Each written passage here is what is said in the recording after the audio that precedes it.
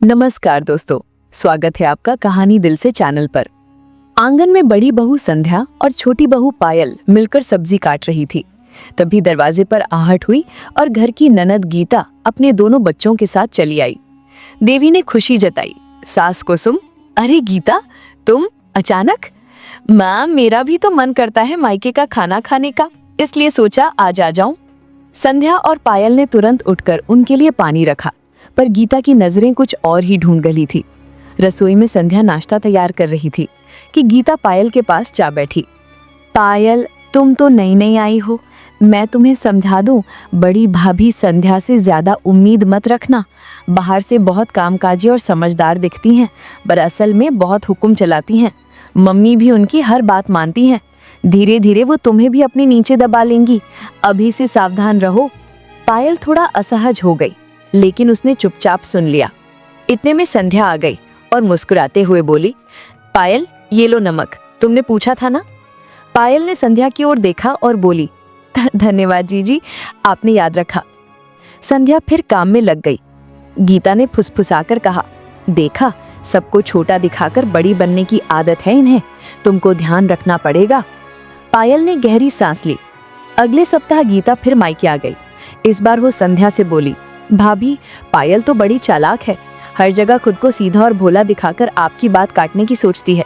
मैंने तो उसे समझा दिया कि जेठानी का कहना मानो, किसी चीज की कमी नहीं होगी।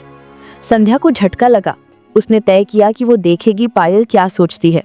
शाम को संध्या ने पायल से धीरे से पूछा, पायल, तुम्हें अगर कभी लगे कि मैं तुम पर हुक्म चलाती हूँ तो निसंकोच बोल देना।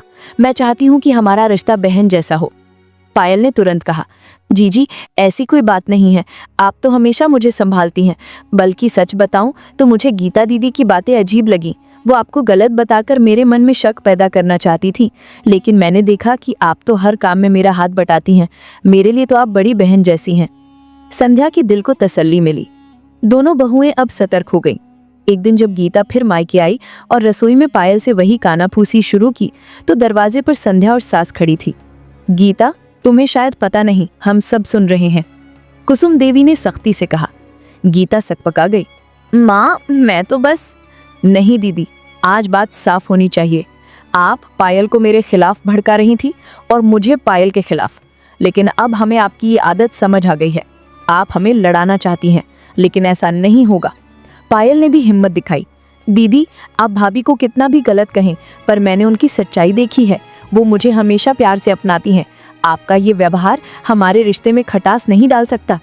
कुसुम देवी ने गीता से कहा, बिटिया, ये घर तुम्हारा भी है, आओ रहो, हमें खुशी होगी। पर अगर आग लगाने की कोशिश करोगी तो इस घर में तुम्हारी इज्जत कम हो जाएगी। बहुएं अब समझदार हैं, इन्हें तुम अलग नहीं कर सकती। गीता चुपचाप बैठी रही। उसकी सारी चालाकी बेनकाब हो चुकी थी। उस दिन के बाद संध्या और पायल और भी नजदीक आ गई। वो हर काम मिलकर करने लगी। पड़ोस की औरतें भी कहने लगी, संध्या पायल तो सगी बहनों जैसी लगती हैं।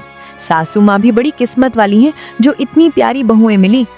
संध्या ने पायल से कहा, देखा, रिश्तों में शक की जगह न देकर हम कितनी बड़ी जीत पाए। पायल मुस्कुराई। हाँ जीजी, यही सच्चाई की जीत है। ननद देवरानी या जेठानी देवरानी के रिश्ते में सबसे बड़ी परीक्षा विश्वास की होती है। अगर हम कानाफूसी और दूसरों की बातों पर ध्यान ना देकर अपने अनुभव और दिल से निर्णय लें तो कोई भी रिश्ता कभी नहीं टूटेगा। रिश्ते खून से नहीं, अपनापन और सच्चाई से निपटते हैं। दोस्तों, ये थी आज की कहानी दिल से। अगर कहानी दिल को छू गई हो तो वीडियो को लाइक, शेयर और सब्सक्राइब जरूर करें। राधे राधे।